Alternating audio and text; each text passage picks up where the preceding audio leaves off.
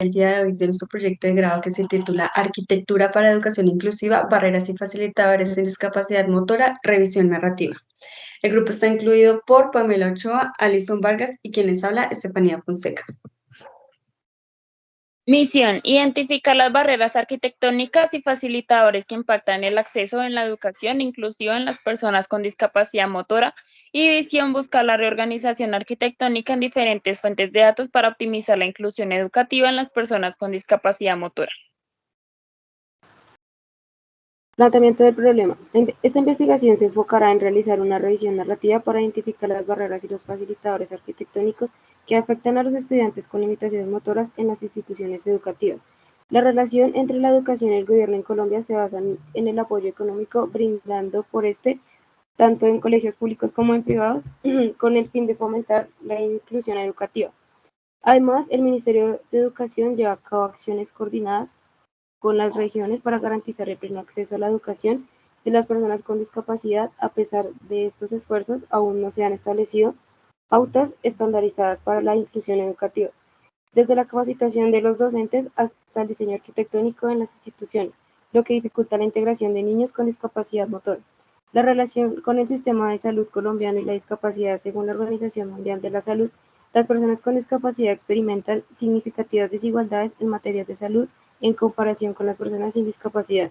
Quiere decir que las personas que cuentan con diversidad funcional tienen dificultad en el acceso en la salud, así como también se mostrará en este proyecto en la educación, ya que las barreras arquitectónicas en varias instituciones de estudio no son accesibles a todas las personas, que disminuye la vinculación de las personas con discapacidad a buscar formarse académicamente. En caso de las barreras físicas, se convierten en uno de los factores más que se excluyen la población con discapacidad, siendo un motivo de segregación en el aprendizaje. En los escenarios académicos es usual que no estén adaptados los escalones, baños, rampas con excesiva pendiente, etc.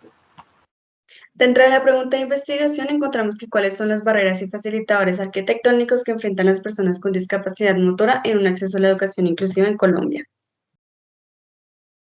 Entre la justificación, según UNICEF, para el año 2022, refiere que todo niño tiene el derecho a crecer en un entorno que luche por el cumplimiento de sus derechos. Actualmente se trabaja por el fortalecimiento de sistemas inclusivos para fomentar la accesibilidad y no la discriminación, la coordinación intersectorial y la construcción infraestructura accesible. Se debe cumplir con DIPAS, que es políticas y estrategias de inclusión de discapacidad, incorporando la inclusión en cualquier aspecto de la vida. Actualmente se encuentra con un plan de estratégico del 2022 al 2025 que cuenta con un fortalecimiento y actualización en la prestación de servicios hacia esta población. A pesar de la normatividad, se ven factores determinantes de salud y el desarrollo de un país el que no respeta ni cuida ni dichas ayudas, lo que dificulta igualdad en los diferentes entornos. Anteriormente se habla de leyes, resoluciones y decretos que fomentan la educación inclusiva, pero las desventajas por temas económicos y accesibilidad aumentan la discriminación, fomentando las pocas oportunidades. En este proyecto ofrece beneficios significativos al brindar a los fisioterapeutas, educadores, padres, cuidadores y personal un mayor conocimiento sobre cómo abordar a los niños con limitaciones motoras. Esta comprensión busca facilitar tanto el proceso de aprendizaje como la vida diaria de estos niños, promoviendo su autonomía y desarrollo inclusivo en el entorno escolar. Entre otros beneficios que presenta la investigación, principalmente son para la población con diversidad funcional, población que según la OIT, que es Organización Internacional de Trabajo, son más de 1.000 millones de personas. Inicialmente los beneficios de obtener accesibilidad de esta población en el sistema educativo.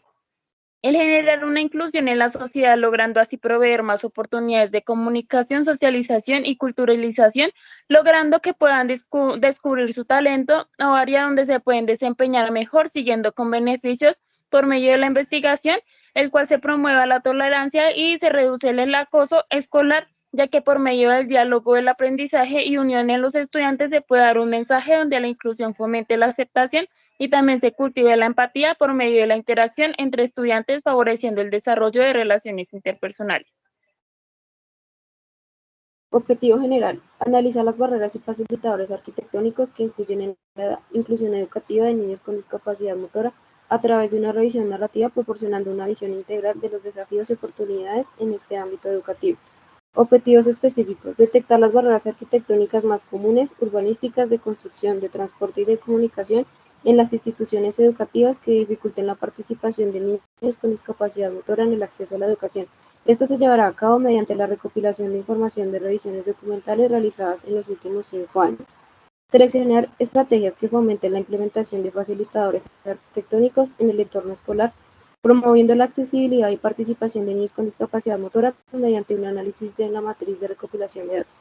Identifica las principales causas de la presencia de barreras arquitectónicas en la población con discapacidad por falta de guías, protocolos, paradigmas, carencia de competencias en los docentes y prácticas del diseño universal, en base a la organización de la información por medio de diagramas jerárquicos.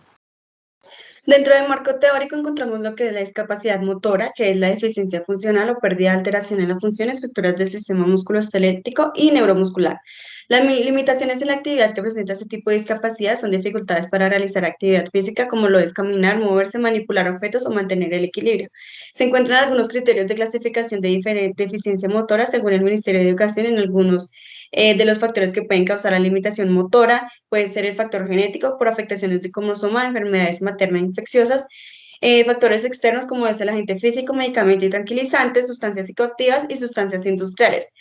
Causas socioculturales como el de la violencia, la mala alimentación, trabajo pesado durante el embarazo. Dentro del marco teórico encontramos 3 barreras fundamentales dentro del proyecto, que es la estructural, que se refiere a la normatividad, ideologías, costumbres, instituciones que pueden limitar frente a la sociedad y la cultura, en el que se debe tener en cuenta tecnologías, costos y demandas según el entorno de la necesidad de la persona.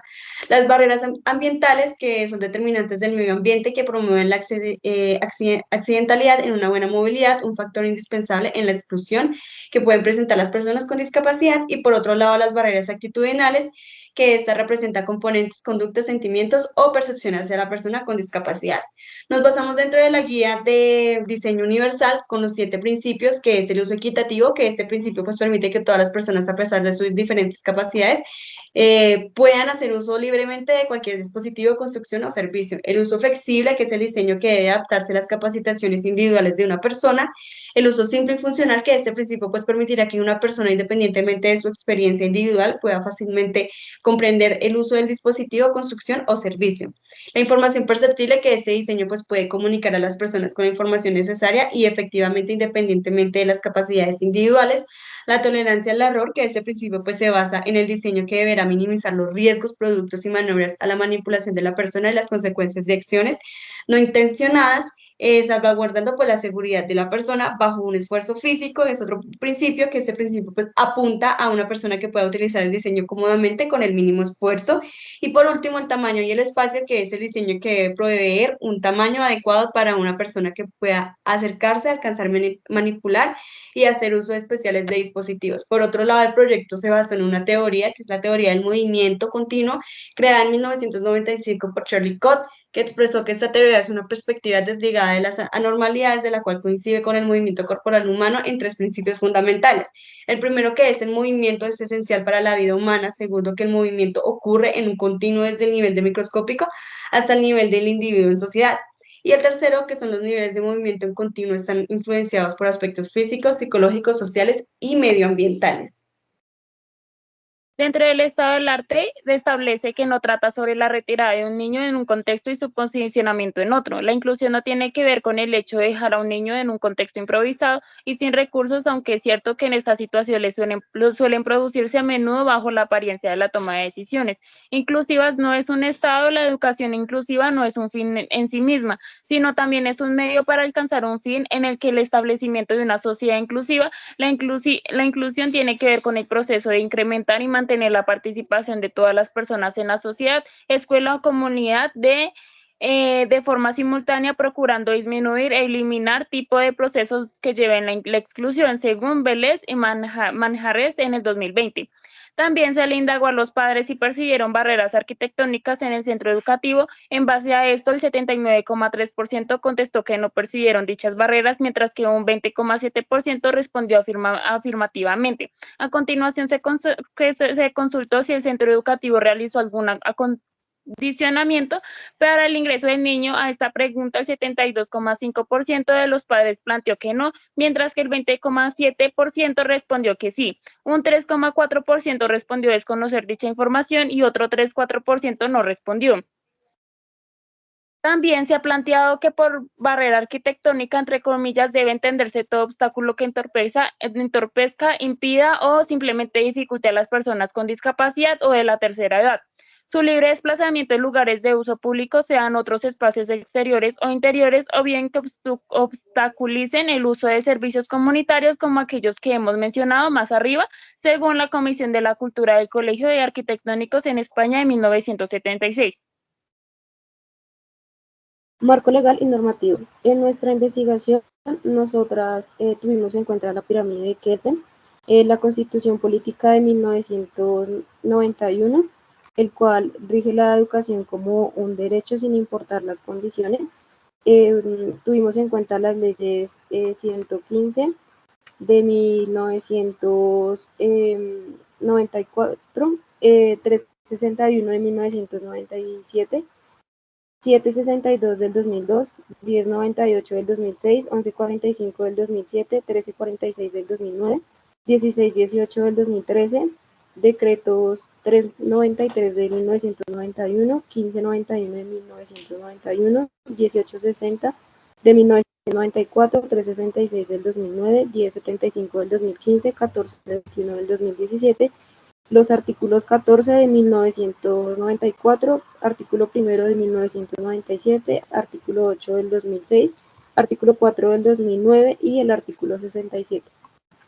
Dentro de la metodología encontramos que tiene adoptado un enfoque narrativo con el fin de explorar la experiencia y perspectivas de diversos actores involucrados en el estudio de las barreras y facilitadores en la inclusión educativa con niños con discapacidad motora. Se recopilarán y analizarán narrativas personales y sociales de investigadores profesionales en el campo, así como de padres, cuidadores y personas con discapacidad. Este enfoque permitirá una comprensión de las barreras arquitectónicas y otros factores que impactan a la participación educativa en el enfoque sistémico, permitiendo identificar y analizar las narrativas relevantes.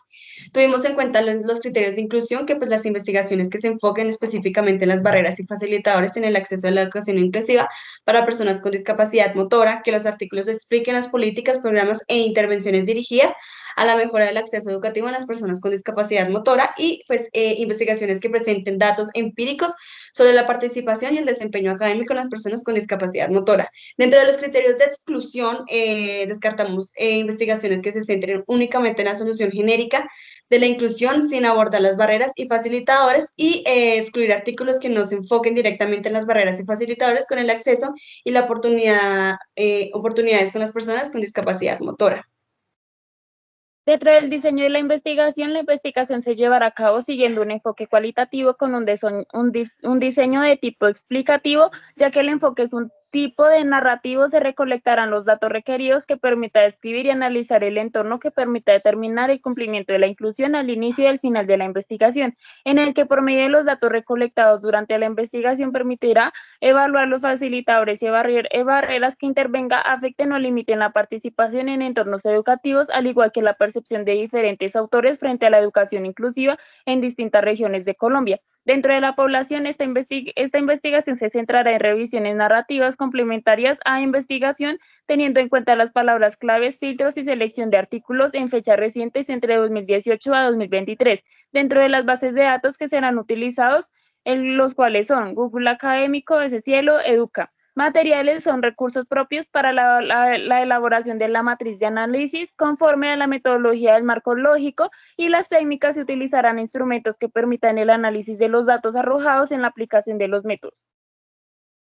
Dentro de las fases de estudio, nosotros las dividimos en 4 fases. La primera fue diseñar la pregunta de investigación, la segunda fase fue la revisión bibliográfica, diseño de fichas RAI y matriz de clasificación de información para así poder filtrar los documentos, revistas, tesis y artículos de acuerdo a los criterios de inclusión y exclusión. En la fase número 3 fue la organización de la información a través de una matriz de clasificación. Se ordenó pues toda la información en matriz, destacando los aspectos más importantes y relevantes de cada artículo o de medio de información. En la fase número 4, análisis y resultados de datos, donde se realizó la división, identificación y clasificación de cada elemento y resultados de los análisis de los datos donde se quiere dejar la información recopilada con su respectiva conclusión. Dentro del cronograma lo dividimos en 4 etapas. En la primera etapa realizamos el anteproyecto, que fue la elección del tema de investigación, la pregunta de investigación, planteamiento del problema, justificación, planteamiento de objetivos generales y específicos, la hipótesis, constitución de marco teórico y legal, el estado del arte, el diseño metodológico, las fases de estudio y cronograma, recursos humanos, materiales, estudio económico y resultados esperados, y pues la entrega al comité de investigación. En la etapa número 2 realizamos el capítulo 1 y 2, donde tuvimos en cuenta las revisiones erróneas del proyecto anterior, el desarrollo del capítulo 1, el desarrollo del capítulo 2, con la formulación de instrumentos para la recolección de datos, el paso al comité de ética y nuevamente el paso al comité de investigación. Dentro de la etapa 3 desarrollamos el capítulo 3, donde revisamos nuevamente las correcciones del proyecto pasado, el tipo de investigación, diseño de investigación, población, técnicas e instrumentos de recolección de datos, técnicas y procedimientos de análisis de datos, paso al comité de ética y nuevamente paso al comité de investigación. Y por último, en la etapa 4 tuvimos en cuenta el capítulo 4 con las revisiones anteriores, presentación de los resultados, análisis e interpretación de los resultados, discusión, conclusión y recomendaciones, paso al comité de ética y paz y salvo de biblioteca. Por otro lado, dentro de los recursos humanos y materiales, durante el desarrollo de la investigación, pues se necesitó la ayuda de los docentes y guías de investigación, el internet, la papelería y pues la luz. Dentro del estudio económico, pues encontramos que el internet tuvo un costo de 148.000 pesos, la luz de 130.000, la papelería institucional de 100.000, teniendo un total de 378.000 pesos. Ya, gracias.